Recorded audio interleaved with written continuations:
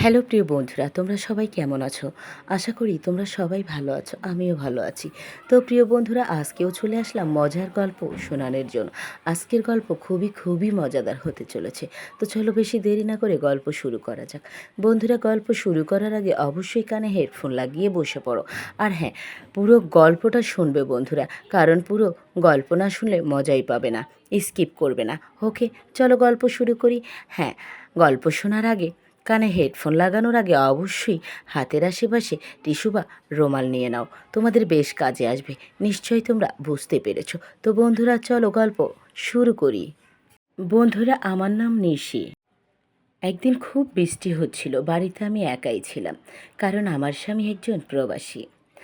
আর আমার ছেলে মেয়ে বলতে কেউই নেই, আমরা এখনও বাচ্চা কাচ্চা কিছুই নেইনি। আমার বিয়ে হয়েছে মাত্র 1.5 বছর। আমার স্বামী 3 মাস থাকার পরে আমরা অনেক আনন্দ করি, ঘোরাফেরা করি। তারপরে সে আমাকে রেখে চলে গেল বাহিরে। এখন পর্যন্ত সে আসেনি বাড়িতে। আমি আমার শ্বশুর শাশুড়ির সঙ্গে বসবাস করি। আমার শ্বশুর শাশুড়ি প্রতি মাসেই বাড়িতে যেতেন আগে, কিন্তু এখন আমি আসার পরে প্রতি মাসে তারা বাড়িতে যায় না আমার চিন্তা করে। কিন্তু বাড়িতে ক্ষেত খামার আর কৃষিকাজ থাকায় তাদেরকে বাড়ি যাওয়া একদম যেন আবশ্যক থাকে। তাও 2-3 মাস পর পরই তাদেরকে যেতে হয়। তো একদিন ফোন আসলো তাদেরকে বাড়িতে যেতে হবে।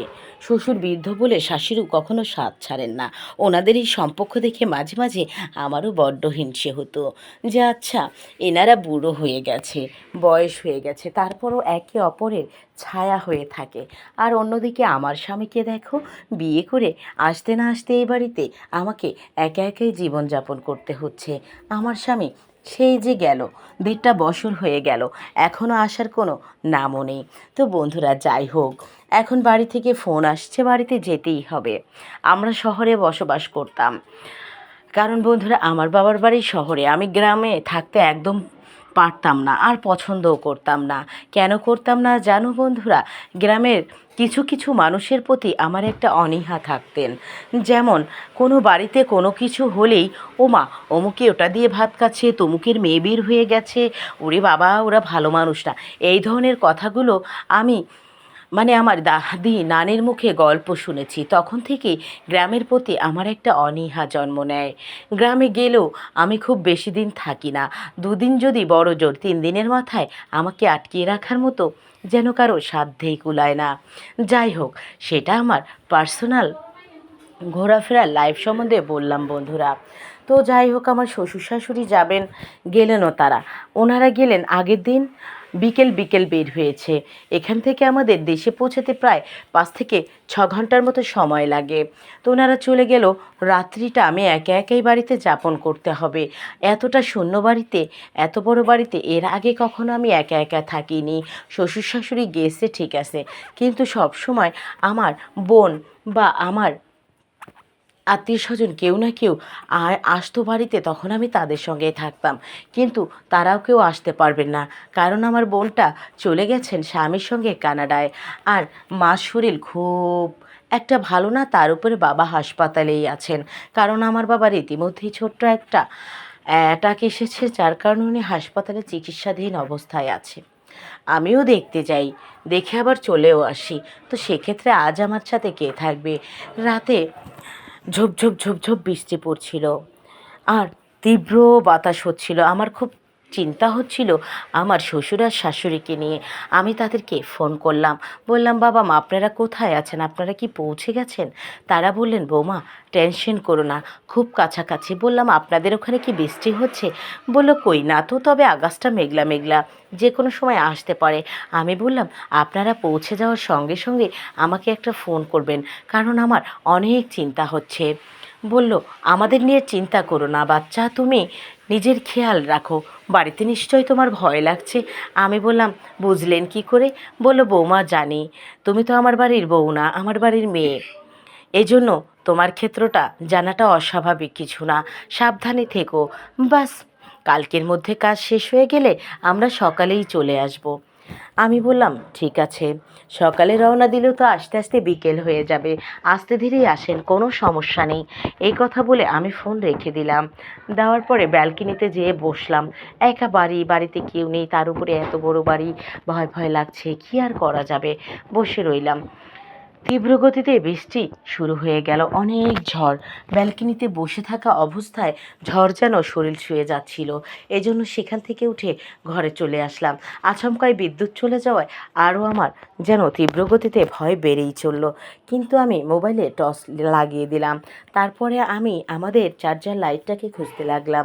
চার্জার লাইটটা খুঁজে পেয়ে গেলাম, সেটাকে অন করে দিলাম। দেওয়ার পর আমি বসে আছি আমার ঘরের মধ্যে। চারদিকে ভয় ভয় করে যাই বা যাই না, এভাবেই আমি সবটা খুঁজে খুঁজে জানালা দরজাগুলো লাগিয়ে দিলাম। পুরা বাড়িটা যেন এখন দম বন্ধকর অবস্থা। তো কারেন্ট যে গেল আর আসার কোনো নামই নেই, এভাবেই চলছে পুরো রাত। আমি ভয়ে ঘুমাইও না। মোবাইলে যে একটু কিছু দেখবো, বাড়িতে কারেন্ট নেই। সেই কারেন্ট আস্তে আস্তে আসলো 3:30টার সময়। আসার পর মোটামুটি আমি ভয় করে করেও লাইট জ্বালানো অবস্থায় শুয়ে পড়লাম। কিন্তু অস্বাভাবিক একটা অস্থিরতা আর ভয়ভাব আমার ভিতর কাজ করছিল। গেল। যাওয়ার পরে খুব ভোর ভোর বন্ধুরা আমার দরজায় কেউ নক করছিল। অন্যদিকে বাইরে এখন তো তীব্র বৃষ্টি। আমি বুঝে উঠতে পারছিলাম না এত ভোর কে আসলো। তখন ঘড়িতে মোটামুটি 6টা, সোয়া 6টা বাজে। আমি দরজায় দেখলাম, আগে কে দেখলাম, আমাদের পাশের বাড়ির ছেলেটা এসেছে। সম্পর্কে আমায় মামি বলেই ডাকতেন। আমি বললাম, কি ব্যাপার, তোমার কি কিছু চাই? দরজা খোলার আগেই এটা বলতেছি। বলল, হ্যাঁ মামি, আমি একটু দরকারি এসেছি, একটু খুলেন না। খুলে দিলাম দরজা। সে ভিতরে চলে আসলেন। বলল, আপনি একা বাড়িতে? নানু কোথায় গেছে? আমি বললাম, তোমার নানু তো গ্রামের বাড়িতে গেছে কালকে রাত্রে। বলল, তার মানে বাড়িতে আপনি একা একাই ছিলেন? আমি বললাম, হ্যাঁ। খুব ভয় পাচ্ছিলেন নিশ্চয়? আমি বললাম, হ্যাঁ। লাগারই কথা, এত বড় বাড়ি, অন্যদিকে এত দমকা হাওয়া, বৃষ্টি পড়ছে, স্বাভাবিক। বলল, আর ভয় নেই, আমি চলে এসেছি। আমি বললাম, আমি চলে এসেছি মানে কি বলতে চাইছো? বলল, না, আপনি ভয় পাচ্ছেন, আমাকে এই কিছুক্ষণ বসতে দিন, আপনার ভয়টা কেটে যাবে। আমি বললাম, না, এখন তো দিনের বেলায় হয়ে গেছে, ভোর সকাল চলছে, আর কোনো সমস্যা হবে না। তোমার এখানে কোনো কাজ নেই বাপু, তুমি আসতে পারো। বললো, একটু চা কফি কিছু খাওয়াবেন না? দেখো বন্ধুরা, একে তো সারা রাত আমি ঘুমাইনি, অন্যদিকে ভয়ের একটা ঝাপসা আমার গা থেকে ঝিমুনি এখনও ছাড়েনি। এখন বলছে মহানায়ক তাকে নাকি চা খাওয়াতে হবে। আমি বললাম, ঠিক আছে, নিজে যেহেতু আবদার করেছে, খেতে চেয়েছে, খাইয়ে দিই। সুন্দর করে রান্নাঘরে চলে গেলাম। আমি নিজেও অনেকটা ক্লান্ত, কী আর করার। রান্নাঘরে যেয়ে আমি কফি মিক্স করে স্ট্রং করে একটি চা বানিয়ে নিলাম, সঙ্গে আমার জন্য একটি বানালাম। তারপরে বাস রিং রুমে বসে বসে ওকে 1 কাপ দিলাম, আমি 1 কাপ খেয়ে নিলাম। এভাবেই চলছিল আমাদের খাওয়া দাওয়া। খাওয়া দাওয়া করতে করতেই বাস ওর অনেক গল্প শুরু হলো। ও আমাকে জিজ্ঞাসা করছে, আচ্ছা মামি, আপনি তো ইউনিভার্সিটি লাইফ লেখাপড়া কমপ্লিট করেছেন, একটা কথা জিজ্ঞাসা করব? আমি বললাম, হ্যাঁ বলো। ও আমাকে বলল, আচ্ছা, আপনি কি কিছু ছেলেকে পছন্দ করতেন বা প্রেম করেছিলেন? আমি বললাম, তুমি এই সম্পর্কে আমার ভাগিনা হও, তুমি আমায় এসব কী প্রশ্ন করছো? বলল, না, ফ্রেন্ড মনে করতে পারেন। আমি বললাম, ঠিক আছে। আসলে ওই রকম সুযোগ হয়ে ওঠেনি। আমি লেখাপড়ায় টপার ছিলাম, তাই লেখাপড়া নিয়ে এতটাই ব্যস্ত থাকতাম, কারোর সাথে কখনো কথা বলা হয়েই উঠতো না। এসব পছন্দ করা, ভালোবাসা, প্রেম করা তো অনেক দূরের কথাই থাক। বললো, আচ্ছা, এই কলেজ লাইফে? আমি বললাম, না, শেখানো না। বললো, হাই স্কুল লাইফে? আমি বললাম, না, শেখানো না। বললো, শহরের আশেপাশে বাড়িতে যেমন চাচাতো, খালাতো, মামতো কত ভাই আছে, তাদের সঙ্গে পছন্দ অপছন্দ, দেয়া নেয়া কোনোটাই কি হয়নি? আমি বললাম, এবার তুমি মাত্রা ছাড়িয়ে যাচ্ছ, মুখে লাগাম দাও, কি বলছো তুমি এসব? তখন সে আবার আমাকে বলল, আসলে মামি, তেমন কোনো ব্যাপার নয়, এমনিতেই বন্ধু হিসাবে জিজ্ঞাসা করতে পারি না? আমি বললাম, হ্যাঁ, বন্ধু হিসাবে জিজ্ঞাসা করতেই পারো। জিজ্ঞাসা যখন তুমি এতই করছো, আসলে ওই রকম কোনো বিষয়ই নেই। আমি আমার লাইফে কখনো এইসব ফালতু প্রেম প্রীতি, পছন্দ, ঘোরাফেরা বা ড্যাডিং মারা, এইসবে আমি আগে থেকেও আসক্ত ছিলাম না, এখনও নই, আর পছন্দও করি না। আমি মোটামুটি ঘরের কাজকাম এবং লেখাপড়া আর নিজের মানুষের যত্ন নিয়ে অনেকটা কেয়ারিং মানুষ আমি। তুমি আমায় চিনতেই পারোনি। ঠিক আছে, তোমার চা খাওয়া হয়ে গেছে, তুমি এবার আসতে পারো। বললো, না, এসেই যখন পড়েছি, নানু নানা না আসা পর্যন্ত আমি তোমাদের বাড়িতেই থেকে যাব। ওমা, মনে হচ্ছে মামার বাড়ির আবদার। আমি এই কথা বলায় বললো, হ্যাঁ অবশ্যই মামার বাড়ির আবদার, আফটার অল তুমি তো আমার মামিই হও, তাই মামার বাড়িরই আবদার, তাই মামির কাছে আবদার করছি। মামি তুমি কিন্তু দেখতে বেশ সুন্দর। আমি বললাম, তাই নাকি? বললো, হ্যাঁ তুমি এত ফর্সা, কত উচ্চালাম্বা তুমি। এই তো শুরু হয়ে গেল আমার ভাগিনা যত লসালো লসালো কথা বন্ধুরা। তো আমি শুনতে লাগলাম। আমি বললাম, আচ্ছা। বললো, তোমার ঠোঁটগুলো কত পাতলা পাতলা, নাকটা কি শুরু, আর চোখ দুটো হরিণের মতো টানা টানা। আমি বললাম, হয়ে গেল প্রশংসা করা, এবার তো এসো। বললো, না না, আমার না বড্ড ক্ষুধা পেয়েছে মামি, আমায় একটু খাওয়াবে? আমি বললাম, এই তো তোমায় আমি চা খাওয়ালাম, এখন আবার তোমায় কি খাওয়াতে পারি বলো তো? যা অদ্ভুত কথা বলো না তুমি। বললো, মামি আপনাদের বাড়িতে আমি এসেছি কিছু খাওয়ার উদ্দেশ্যে। কারণ শোনেন, তীব্র গতিতে বৃষ্টি থাকায় আমি আসতেই পারছিলাম না, কিন্তু যখনই দেখলাম ভোর ভোর একটু বৃষ্টিটা হালকা কমলো, ঠিক তখনই আমি চলে আসলাম। নিশ্চয়ই আমি বৃষ্টির দিনে যা খেলে খুবই ভালো লাগে, তাই খাওয়ার জন্যই এসেছি। আমি বললাম, সেটা আবার কি? বলল, আর কি, মামির কাছে ভাগিনার আবদার, আমি চাই আপনি আমাকে একটু সযত্নে পিঠে খাইয়ে দেন। আমি বললাম, বাবরে, পিঠা আবার কে করলো? একেই তো রাত থেকে আমি ভয়ে পাচ্ছি না, তুমি এসেছো পিঠা খাওয়ার জন্য। চলো, পিঠে পুঠে কিছু নাই বাপু, তুমি এখন এসো। আমাকে বলল, আছে তো। এই বলে ওমা, আকাশে এত জোরে দমকা হাওয়া চমকে উঠল। ঠিক আছে, একদিকে হাওয়া যেন বন্ধ জ্বালানা দিয়ে ভেঙে চুরে ভেতরে ঢুকছে, অন্যদিকে এত জোরে বিদ্যুৎ চমকেছে। ভাগিনা তো আমায় জড়িয়ে ধরে একদম অস্থির। এমনিতে আমি নিজেই ভয় পাই, তার উপরে এই ভয়ও কোথায় থেকে যে এলো বুঝতেই পারলাম না। আমাকে জড়িয়ে ধরতে আমি অদ্ভুত একটা ঝিমুনি লাগছে এটা অনুভব করলাম। তার উপরে নিজেরও ভয় লাগছিল, তাই চুপ করেছিলাম। কয়েক সেকেন্ড চুপ করে থাকার পর আমি বললাম, ছাড়ো হতচ্ছাড়া, কী করছো? বলল, আমি আমার না অনেক ভয় লাগছে, প্লিজ প্লিজ প্লিজ। ওমা, এতক্ষণ তো পিছন থেকে জড়িয়ে ধরেছিল, এখন তো মোটামুটি সামন থেকেই জড়িয়ে ধরলো। যেন ও এছলে ওছলে ওর লক্ষ্য একটাই ছিল, আমাকে স্পর্শ করা। আমি বললাম, আচ্ছা তোমার মতলবটা কি, আমায় সত্যি করে বলো তো। বললো, মতলব কিছু নয়, অতিরিক্ত বৃষ্টি দমকা হওয়ার কারণে হাত পাগুলো তোমারও অনেক ঠান্ডা হয়ে গেছে, আমারও অনেক ঠান্ডা হয়ে গেছে। এটা কিভাবে গরম করা যায় আমি সেই চিন্তাটাই করছি। আর চিন্তা নয়, আমি ভেবেও নিয়েছি, আমি তো আজকে একদম তাজা তাজা পিঠা পুঠা খেয়ে তারপরে হাত পা তাজা করেই বাড়ি ফিরবো। আমি বললাম, মানে? বললো, ফল ফ্রুট খাওয়া দিয়েই শুরু করি। ওর এই কথা শুনে আমি তো মোটামুটি অবাক হতে থাকলাম, আর মনে মনে মৃদু মৃদু হাসতে লাগলাম। ছেলেটা করছেটা কি আর বলছেটা কি? তো বন্ধুরা, ও আমি না ওকে বাধা দেওয়ার চেষ্টা করছিলাম যে তুমি চলে যাও এখন, আর এখানে থাকার তোমার কোনো কাজই নেই। আমি চাচ্ছিলাম আমি একটু শুয়ে আরাম করব, তুমি এখানে এসে কেন আমায় ডিস্টার্ব করলা? বললো, ওমা শুয়ে থাকবে, তাতে সমস্যা কি? তারপরে সে না আমায় সত্যি সত্যি ঠেলে দিল বিছানার ওপর। দেওয়ার পর বলল, আমি তো আজকে খাবো কি ছাড়বো? আমি বললাম, কি খেতে চাইছো তুমি? বললো, আবার কি, আমি কমলার কোষ খুব মজা করে করে খেতে পারি, দেখো পেট পুড়ে খাচ্ছি, তোমার না আমার খাওয়ায় অনেক আনন্দ হবে, আর বাধা দিও না। তো বন্ধুরা, ও আর কোনো কথা না বলে কমলার কোষ নিজের মতো করে খেতে থাকলো। আমি বেশ কিছু সময় ধরে ছোড়াছুড়ি করলাম, কিন্তু তাতে কোনো লাভ হলো না। ও ওর খাওয়াটা কন্টিনিউ করলো। তারপরে ওর খাওয়াটার স্টাইলগুলো এত সুন্দর ছিল, ওর খাওয়ার যেন প্রেমেই পড়ে গেলাম আমি। তারপরে আমি ওর স্বাদ দিতে লাগলাম ও দেখতে লাগলাম ওর খাওয়ার স্টাইলটা কত সুন্দর ছিল। খেতে খেতে বললো, এবার তো আমার ভাপা পুলি খাওয়ার পালা, আমি খেতে চাই। তারপরে ওমা নিজের হাতে ধরে এত সুন্দর করে করে খাচ্ছিল, কী আর বলবো বন্ধু তোমাদের। একদম কাজু বাদাম তো এতটা মজা করে খাচ্ছিল, যার মানে যে কেউ দেখলে ওর খাওয়া দেখে মুগ্ধ হয়ে যাবে। আমি তো কেবল একজন সাধারণ মানুষই, তার উপরে আমিও তো অনেক দিন যাবৎ ক্ষুধার্ত। সেই বিয়ের পরপর কবে না কবে স্বামীর সঙ্গে খেয়েছিলাম, তারপরে আর খাওয়া দাওয়াই হয়নি, তাই নিজেকে আর বাধা দিয়ে রাখতে পারলাম না।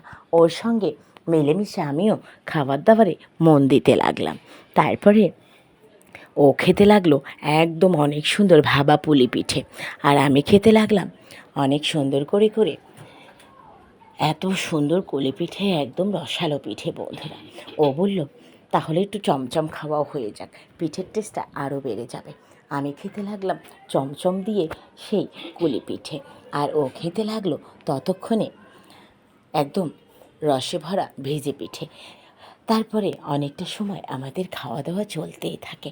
চলতে চলতে বলল, মামি শোনো, বৃষ্টির দিন, অনেক অনেক ঠান্ডা পড়ে গেছে, এতটা ঠান্ডা লাগছে কি আর বলবো, যেন ফ্রিজ হয়ে গেছি। এসো, তুমি বোলিং করবে আর আমি ব্যাটিং করব। এভাবে আমরা কিছু সময় খেলা করি, দেখি কতটা সময় খেলা যায়। তাহলে চলো, আর কিসের দেরি, খেলা শুরু করি। মাঠ যেহেতু ফাঁকা, ফাঁকা মাঠে নেমে আমরা ব্যাট বল করব, এটা অনেক আনন্দের হবে। আমিও না ওর তালে যেন তাল মিলিয়ে যাচ্ছিলাম। তারপর আমরা সত্যি সত্যি করেই ফাঁকা বাড়ির মধ্যে ও এত সুন্দর ব্যাটম্যান ছিল আমি বুঝতেই পারিনি। ও খুব সুন্দর করে ব্যাটিং করছিল বন্ধুরা। আর অন্যদিকে আমি কি আর কম নাকি বলো তো, আমিও খুব সুন্দর করে বোলিং করতে লাগলাম। এই করে আমরা প্রায় 4-0 মিনিট ধরে কোনো যেন রেস্ট নেই, টানা ব্যাট বল খেলতে লাগলাম। খেলতে খেলতে যেন হাঁপিয়ে উঠেছি, কিন্তু আনন্দ এতটাই ছিল সেই খেলায় যে খেলা ছাড়তে ইচ্ছে করছিল না। এইভাবে আমাদের খেলা কন্টিনিউ চলতেই থাকে। ফাইনালি 4-0 মিনিট হয়ে গেল। তারপরে আমরা খেলা দুজনার তরফ থেকে একসঙ্গেই শেষ করলাম। করার পরে ও কিছুতেই যেতে চাইল না।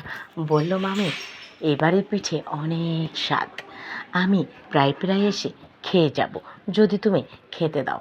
আমি বললাম, হ্যাঁ, কোলে পিঠেও অনেক স্বাদ ছিল, আর যে চমচম, ওরে বাবা, সেও তো অনেক টেস্টি ছিল, তুমি এসো মাঝে মধ্যে। তখন সে আমার ফোন নাম্বার নিয়ে গেল। তো আমার মাঝে মধ্যেই ওর সঙ্গে দেখা হতো, আর আমরা ফাঁকা বাড়িতে এরকম ব্যাট বলিং খেলতাম বন্ধুরা, আর এরকম খাওয়া দাওয়ার উৎসব লাগিয়ে রাখতাম। তো একদিন হঠাৎ করেই আমার শাশুড়ি মা চলে আসলেন বাড়িতে। সে গিয়েছিল মার্কেটে, শ্বশুর গিয়েছিল একা একাই গ্রামের বাড়িতে। তো শাশুড়ি মার্কেটে এসে ছেলেটাকে বাড়িতে দেখে নিল। তারপর বলছে, কী ব্যাপার, আমি বাড়িতে ছিলাম না, ওই বাড়িতে কেন? তবে ভাগ্য ভালো, আমাদের খাওয়া দাওয়ার দৃশ্যগুলো একে অপরকে গালে তুলে তুলে যে খাওয়াতাম, এমন কিছুই সে দেখতে পাননি। সে আমাকে প্রশ্ন করলো, বৌমা, বাড়িতে একা একা থাকলে কোনো পরপুরুষকেই জায়গা দিতে নেই, এরপরে কখনো এটা করো না, তোমার স্বামীর যে অমঙ্গল হবে। এই কথা বলার পরে আমি আমার ভুলটা বুঝতে পারলাম। পারার পর সেদিন থেকে আমি আমার সেই ভাগিনাকে নিষেধ করে দিলাম, তুমি আজকের পর কখনো আমার বাড়িতে পাও রাখবে না, এটা তোমার জন্য ভালো হবে না, ঠিক আছে? আজকে সব যেতে যেতে বেঁচে গেছে। তখন থেকে সেই ভাগিনার কখনোই আমার বাড়িতেও আসেন না, আর আমিও ওর সঙ্গে দেখা সাক্ষাৎ তো দূরের কথা, ও যে পথে হাঁটে সেই পথে যেন হাঁটাই ছেড়ে দিয়েছি। রীতিমধ্যে আমার স্বামীরও আসার সময় হয়ে গেছে। বাড়িতে কাজকাম চলছিল, পয় পরিষ্কার ও গোছ গাছের সাজানো গোছানো। তো বাড়ির কাজ শেষ হয়ে গেল, আর আমার স্বামীও চলে আসলো।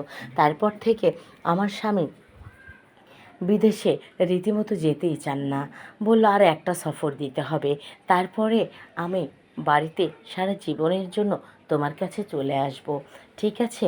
তারপরে শরীরচর্চার লাইফটাকে পুরোপুরি এনজয় করে আমরা প্যারেন্টস হওয়ার জন্য সিদ্ধান্ত নিব। বাচ্চা কাচ্চা কীভাবে নেওয়া যায়, আমার স্বামীর সাথে প্রত্যেকটা কাজে হাতে হাত লাগিয়ে ওর সাহায্য করে দিচ্ছিলাম। অন্যদিকে ও যাওয়ার সমস্ত প্রস্তুতি নিয়ে নিল। এইবার আমার স্বামী 5 মাস থাকলেন, যেতে যেতে সঙ্গে আমাকেও নিয়ে গেলেন। তো আমি এখন আমার স্বামীর কাছে আছি। আমরা ফাইনালি কিছুদিনের মধ্যেই গ্রামে চলে যাব, তাও একেবারে স্বামীর সঙ্গে। তো বন্ধুরা, কেমন লাগলো তোমাদের কাছে গল্পটি? যদি ভালো লাগে অবশ্যই লাইক করো, সুন্দর একটি কমেন্ট করে যেও। পরবর্তীতে কী ধরনের গল্প শুনতে চাও তার জন্য একটি কমেন্ট রেখে যেও। পাশাপাশি আমার চ্যানেলটাকে সাবস্ক্রাইব করে আমার পাশে থেকো। আজকে বিদায় নিচ্ছি, দেখা হচ্ছে পরবর্তী নতুন গল্পের সঙ্গে। সে পর্যন্ত তোমরা সবাই ভালো থেকো, সুস্থ থেকো, নিজেদের খেয়াল রেখো। Bye bye and take care.